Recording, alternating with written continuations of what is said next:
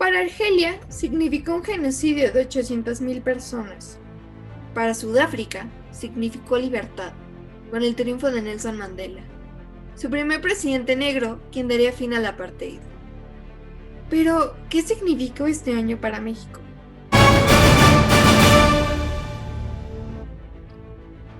Para México no hay otra forma de definir este año que como transformador y como un año clave en su historia.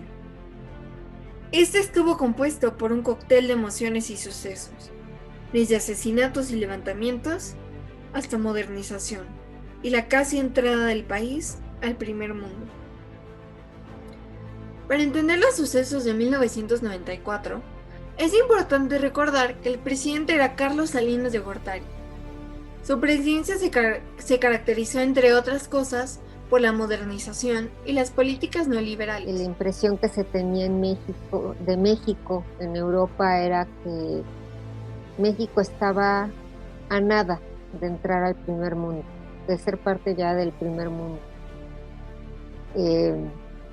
Fue un presidente que invirtió mucho en infraestructura, en la imagen del país. No hay mejor ejemplo de esto que la entrada en vigor del Telecán, un acuerdo sin precedente que estableció una alianza en igual con los dos titanes del norte, Estados Unidos y Canadá.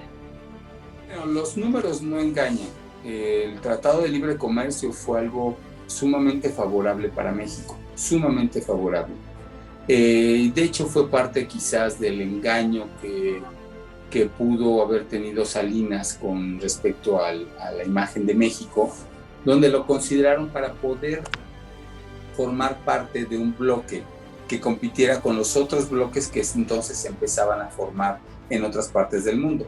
Desgraciadamente, la distancia que había económicamente, culturalmente y de todo tipo entre Canadá y México, Estados Unidos y México, pues era abismal. Sus principales propuestas eran eliminar obstáculos al comercio y facilitar la circulación transfronteriza de bienes y de servicios entre los territorios de las partes, promover condiciones de competencia leal en la zona de libre comercio, aumentar sustancialmente las oportunidades de inversión en los territorios de las partes, proteger y hacer valer, de manera adecuada y efectiva, los derechos de propiedad intelectual en territorio de cada una de las partes, crear procedimientos eficaces para la aplicación y cumplimiento de este tratado, para su administración conjunta y para la solución de controversias, y establecer lineamientos para la ulterior cooperación trilateral, regional y multilateral, encaminada a ampliar y mejorar los beneficios de este tratado. El día 1 de enero de 1994, exactamente a las 12:30 de la mañana, varios grupos de indígenas armados en Chiapas tomaron los municipios de San Cristóbal de las Casas, Ocosingo, Altamirano, Las Margaritas y Chanal. Su levantamiento tomó por sorpresa a los dirigentes políticos debido a la propaganda política que había estado circulando con la promesa de los beneficios del Telecán. Hoy es más fuerte la patria, porque así la habremos de heredar a nuestros hijos y a los hijos de nuestros hijos. Hoy hacemos ya realidad la nueva grandeza mexicana. Muchas gracias. La entrada en vigor de este tratado no fue el único acontecimiento que despertó su levantamiento, sino que incluye otros más. El Ejército Zapatista ocupa estas localidades y bueno, pues rápidamente es la demanda principal, ¿no? La consideración de los pueblos indígenas, o mejor dicho, que no se consideraron los pueblos indígenas dentro del Tratado de Libre Comercio y que estos deben ser tomados en cuenta. Fue hasta el 6 de enero de 1994 cuando el presidente Carlos Salinas de Gortari emitió un mensaje nacional donde subestima a este levantamiento. Este no es un alzamiento indígena, sino la acción de ese grupo violento, armado en contra de la tranquilidad de las comunidades, la paz pública y las instituciones de gobierno. Es decir, en contra de lo que los mexicanos, durante tantas generaciones y con gran esfuerzo, hemos construido y que por eso tanto apreciamos. Lo que hacen es seguir acciones desacreditadas. En los países en donde así ha sucedido, solo han conseguido destrucción y retroceso. Durante los días posteriores, políticos en campaña mostraban su preocupación porque el conflicto no llegara a afectar el proceso electoral, que también iniciaba al comenzar el año. Algunos dirigentes de partidos y candidatos a la presidencia de la República insistieron en que debía darse un alto al fuego, ya que profundizaban y generaban otros problemas antes que resolver los propios del levantamiento armado. La sociedad civil cobró un rol importante porque organizaron protestas masivas en Chiapas, oponiéndose a la guerra contra el insurgente, aunque existían personas que no sabían las causas de su lucha. Pues yo nomás oía que venían desde Chiapas y venían por los pueblos y con armas y llegaron a México. Hasta ahí nomás se oía noticias porque yo vivía hasta en Guerrero. ¿Y qué opinaba de ellos? Pues yo pensaba que algo pues no estaba mal en ellos y ellos de una forma se venían manifestando en esa forma. Las circunstancias llevaron al presidente de la República a declarar el alto al fuego el 12 de enero. He tomado la decisión de suspender toda iniciativa de fuego en el estado de Chiapas para otorgar una amnistía general a todos los participantes en los hechos de violencia. El EZLN se replegó a sus campamentos y comunidades de la selva y la montaña, dejando paso a una nueva situación: el diálogo con el gobierno federal. Así fue como el 21 de febrero se dio inicio a los diálogos de la catedral en la Catedral de San Cristóbal de las Casas y se dieron por finalizados el 3 de marzo. Se reunieron el representante del presidente de la República, denominado Comisionado para la Paz y la Reconciliación de Chiapas, Manuel Camacho, el mediador entre las partes, Monseñor García, y 19 delegados del EZLN, entre los que se encontraban 18 indígenas y un mestizo, el subcomandante Marcos, jefe militar y líder de la revolución. Como se mencionó anteriormente, ese mismo año también habían elecciones. Desde el PRI, la pugna por ser el candidato nombrado por el presidente tenía como protagonistas a Luis Donaldo Colosio y el jefe del Departamento del Distrito Federal, Manuel Camacho Solís. El triunfo de Luis Donaldo provocó un rencor en Manuel Camacho al grado de no felicitarlo públicamente, ya que este solía ser uno de los principales funcionarios del PRI. Solís renuncia a la jefatura del DF y es reubicado en la Secretaría de Relaciones Exteriores. La candidatura de Colosio había sido por algunos sectores y analistas políticos como una reelección indirecta de Salinas, para así prolongar su salinato y la agenda tanto del presidente en esa época como del partido, lo que lo convirtió en el objetivo perfecto de teorías conspirativas, aunque los rumores de esto llevaban circulando desde la mitad de su sexenio. Por esto y más, Colosio era percibido como un candidato débil que le debía toda su trayectoria al presidente.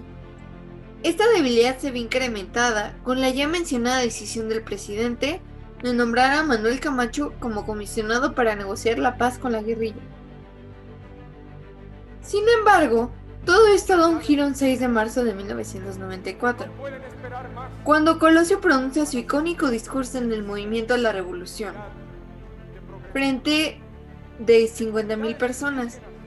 Gracias a este pasó de ser considerado como el títere de Salinas o un candidato más, a un candidato que tal vez podría haber roto con las prácticas corruptas y favoritismos que caracterizaban a la política mexicana.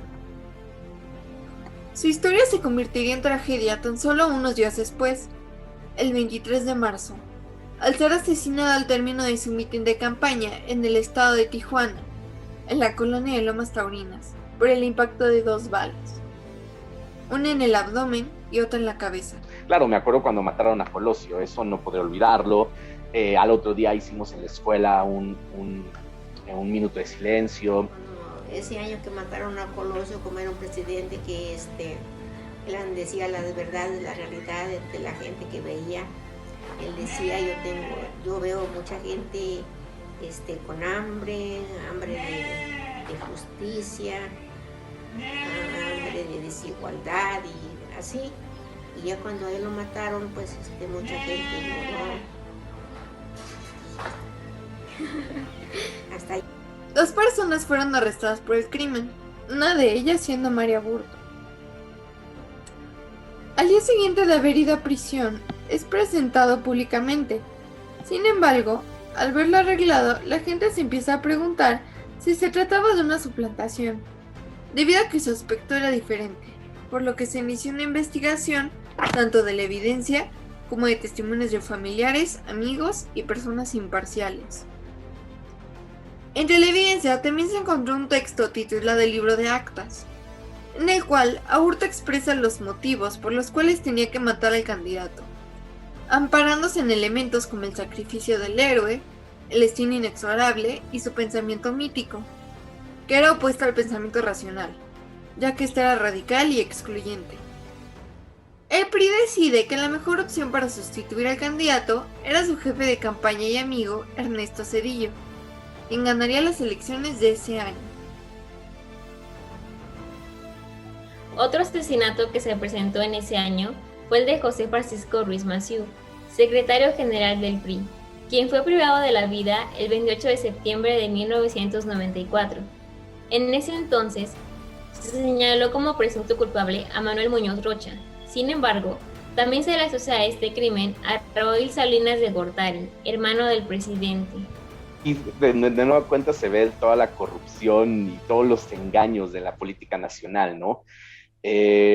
Tenemos esta finca del encanto, ¿no? Donde aparecen los restos, donde aparece el cráneo, según de uno de los autores intelectuales, que había sido asesinado a palos por el propio hermano del presidente de la República en una residencia en la Avenida Reforma, y que una vidente llamada La Paca fue la que mediante, todo esto lo estoy diciendo es verdad, mediante, no sé, alguna alucine o mediante alguna visión hacia el futuro, predijo que esa osamenta era la de Muñoz Rocha, si no me equivoco. Bueno, ya después se comprobó que no era, e incluso el propio fiscal también después se vio que había dado una cantidad fuerte de dinero como un soborno para que se dijera que esa era la osamenta de este personaje.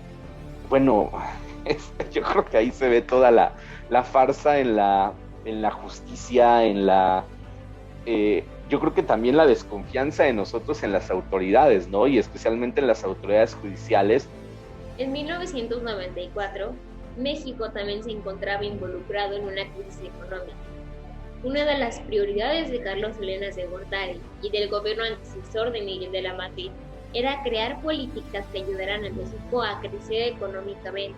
Sin embargo, no resultó. El objetivo de Salinas de Gortari, quien entraría en el apogeo de la crisis, es la desregularización administrativa, el control de la inflación, las privatizaciones y la flexibilidad en el tipo de cambio. Se inició parcialmente la recuperación económica, teniendo como su punto fuerte el Telecán y la privatización de diversas paraestatales. Sin embargo, esto cambió en 1994 y culminó en la llamada crisis de diciembre. México había vivido muchas situaciones malas. Siempre México resolvía sus problemas volviéndose a endeudar y cada vez endeudándose más, pero no había sido tan extremo donde la gente perdiera sus trabajos en tal cantidad. Afortunadamente,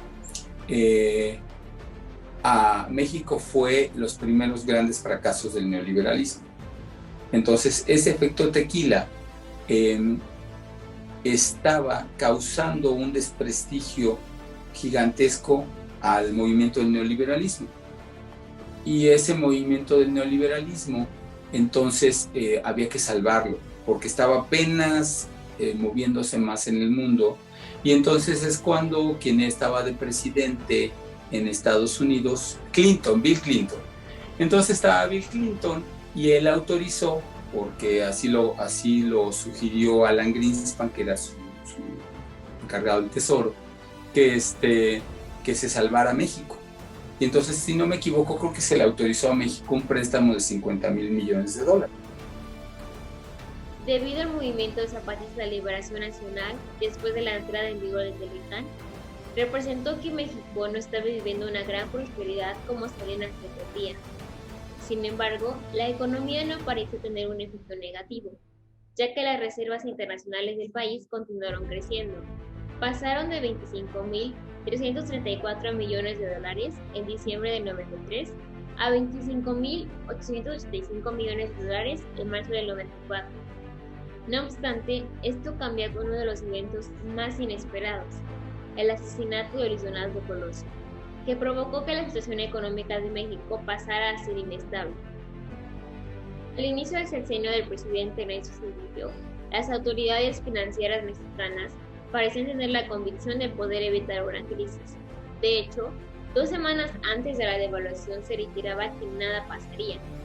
El 19 de diciembre de 1994, las autoridades decidieron ajustar la paridad cambiaria en 15%, por lo que el tipo de cambio pasó de 3.5 a 4 pesos por dólar. Esta medida fue tomada como respuesta a la baja de la Bolsa Mexicana de Valores de 4.15%, y también porque la paridad peso-dólar se situaba en el tope máximo de la banda de flotación por segundo día consecutivo. Triste porque mataron a un candidato bueno. Más bien sería de amargos aprendizajes, porque sí cambió México. O sea, fue un punto de inflexión. Para México, fracaso total en cuanto a economía. Que lo definiría eso, como un año de ruptura, un año clave para el México que estamos viviendo actualmente, ¿sí? Nosotros como jóvenes. Increíble y no como halago. Increíble por todo lo que pasa.